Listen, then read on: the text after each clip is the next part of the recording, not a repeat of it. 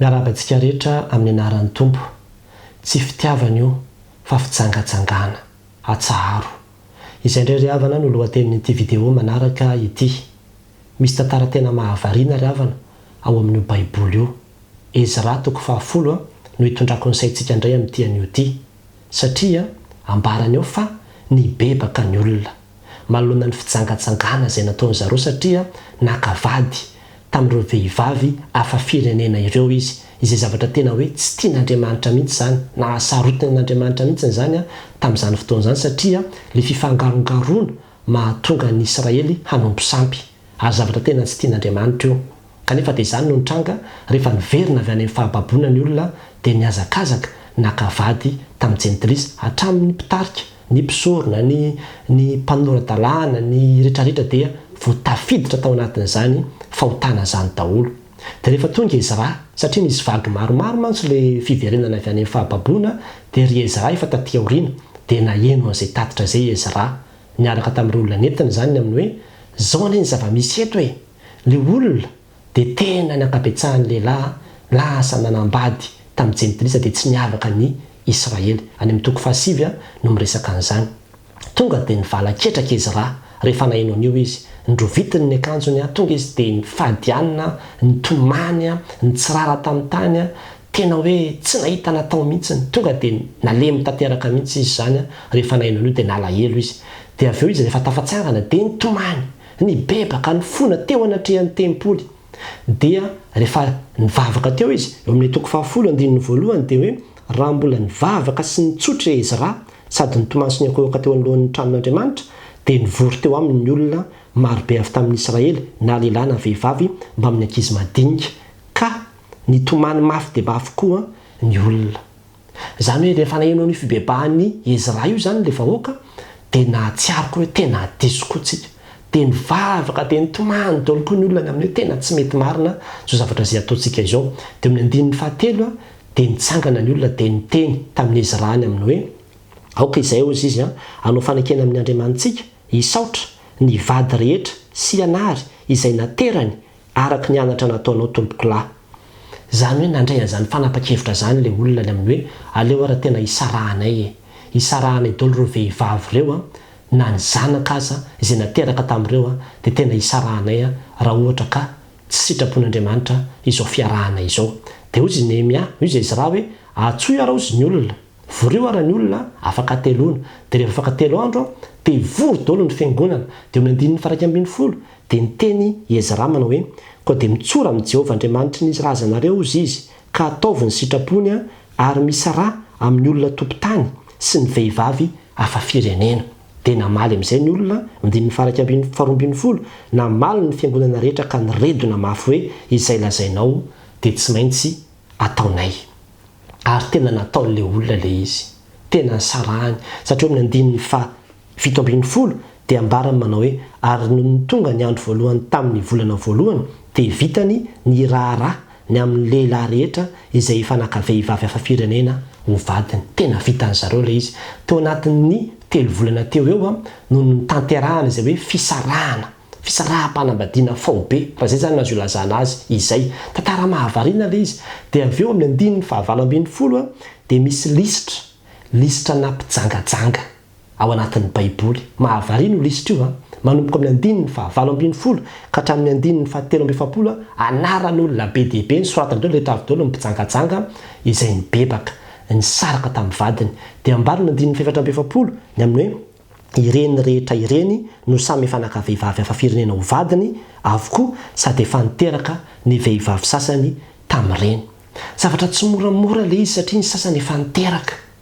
Mety efa nisy nahavita trano tao efa nisy satria tsy zavatra voaingana koa fa zavatra tena hoe efa ela le izy. Kanefa dia izao nandray an'izany fanapa-kevitra goavana zany ireo vahoaka ireo noho ny amin'ny hoe tsy ankasitrahan'Andriamanitra izao fiarahana izao. Na dia fitiavana aza dia fitiavana fitsangatsangana noho izany atsahatra. Izay le izy. Zany ro andravana tena te hitarika ny saintsika fa zany ny tena atao hoe fibebahana. Zany ny tena atao hoe fiovana. Dia tsy inona fa le hoe fialana amin'ny ratsy mihitsy. Fahavononana tena anary. Tsy moramora anie zany tsy hoe tonga dia ankalainao fotsiny tsotrao le olona dia indeo arinao fa tena misy hoe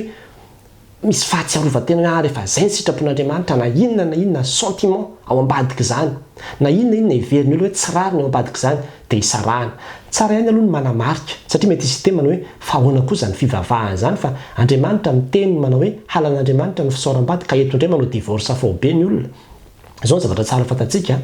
io le fiarahana zareo tamin'ny jentilisa io dia tsy considéré ho isan'ny fanambadiana mihitsy io satria fijangajangana io zavatra tsy ao anatin'ny programan'Andriamanitra io fa ny fisaraham-bady izay tsy ankasitrahan'Andriamanitra dia ny hoe Israely samy Israely no misaraka nefa mivady zay ny tsy ankasitrahan'Andriamanitra le fisarahana satria hoe zavatra ao anatin'ny programan'Andriamanitra le fanambadiana nefa misaraka le olona fa ity tena zavatra tsy programan'Andriamanitra mihitsy ny dikan'izay ny fisarahana zany no vahaolana izay hitan'ireto olona reto ny amin'ny hoe ahafahana miala amin'le izy ary zay no nitanterahandry zareo ary tsy nosakanan'Andriamanitra mihitsy izy fa dia izay no natao ary zany ro any tena hitarika antsika ny amin'izany be dehibe mihitsy ny zavatra izay tsy araka ny sitrapon'Andriamanitra eo amin'ny fiainantsika fa rehefa mibebaka tsika dia marisarisa isika hiala amin'ireny zavatra ireny marisarisa isika hiala amin'ireny zavatra ireny fa androany zany ny tena atao hoe fibebahana fahavononana na dia mafy aza na dia sarotra aza tsy moramora io kanefa dia vonona amin'ny hoe ndao ary ho ariana daholo reto rehefa reto ny zavatra tsy ankasitrahan'Andriamanitra ho alana daholo reto tsy fitiavana io fa tena hoe fijangajangana be dehibe ny endrika tahaka an'izany eo amin'ny fiarahamonina izay misy atsika ohatra fotsiny izao ny tokantrano imaso le olona mbola tsy mpivady ara-dalàna nefa dia efa miray trano miaina tahaka ny mpivady sahady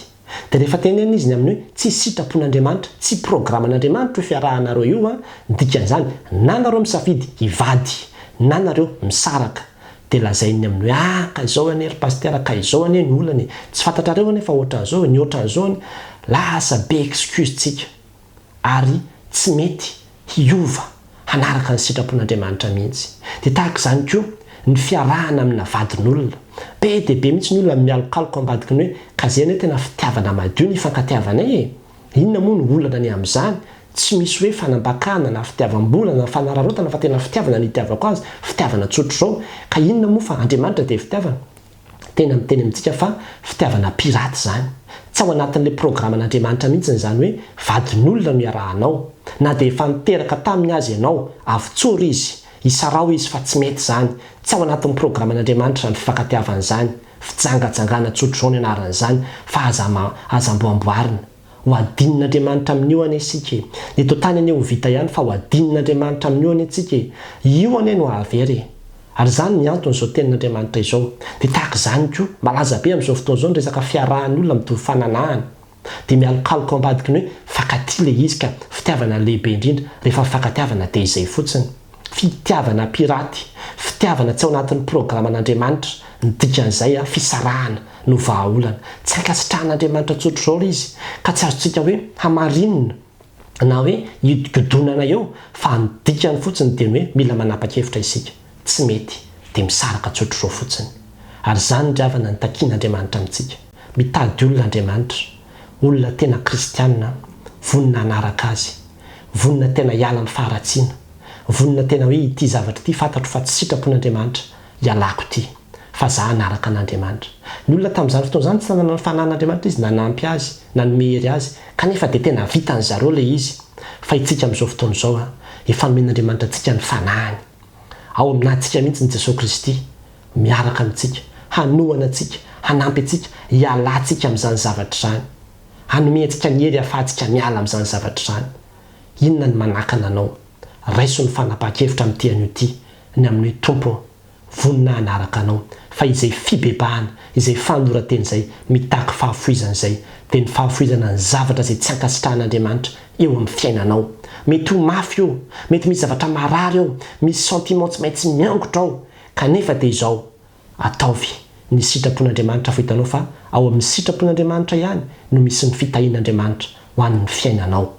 dia mampahery antsika ry havana andeha hanantona an'i Jesosy Kristy isika hitondra ny tsy fahatanterahantsika rehetra anaiky hibaboka eo anatrehany hanary andrendrehetra rehetra ireny eo ampoditry ny azy fijaliana ka tena hiala amin'ny fahafahana fa efa tia ny tompo hahafahantsika ny amin'ireny karazana fijangajangana samihafa ireny fa raha tonga ny tompo ka ho hitany amin'izao zavatra izao ianao a dia tena ho mandrakizay ny fanenenana sy ny fahaverezana ho aterak'izany. Izao tenin'Andriamanitra zao any mbola fitiavan'Andriamanitra matoa renao mbola tsy fotoana ny fandringanana, ny fotoana ny fitsarana matoa mbola renao zao tenin'Andriamanitra izao,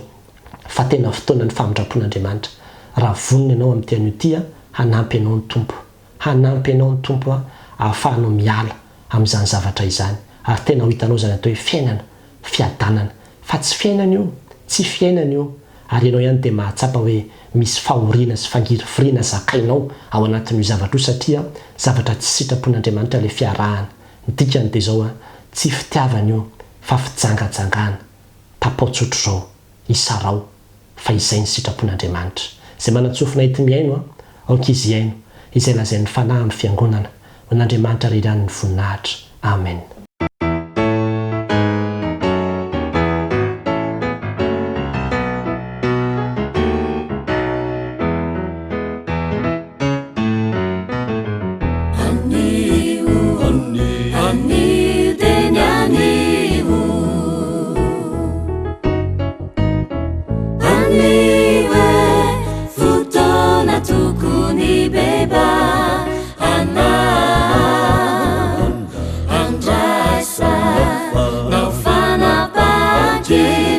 Jesús, mi,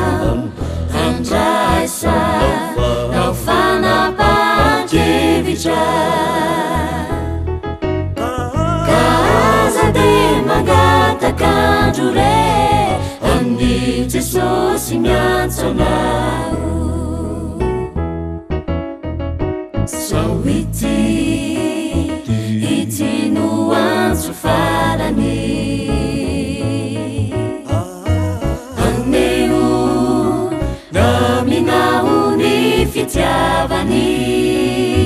miala, ni, na, mi,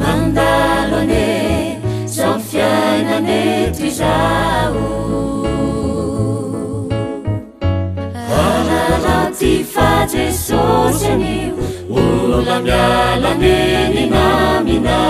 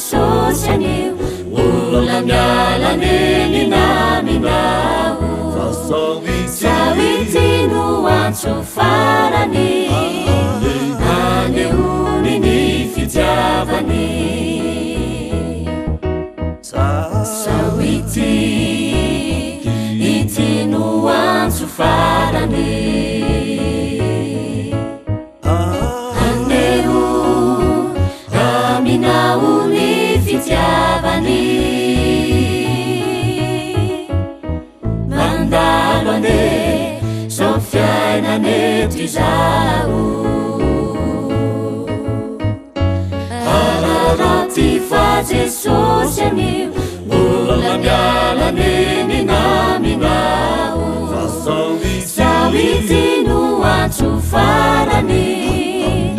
anehoany ny fitiavany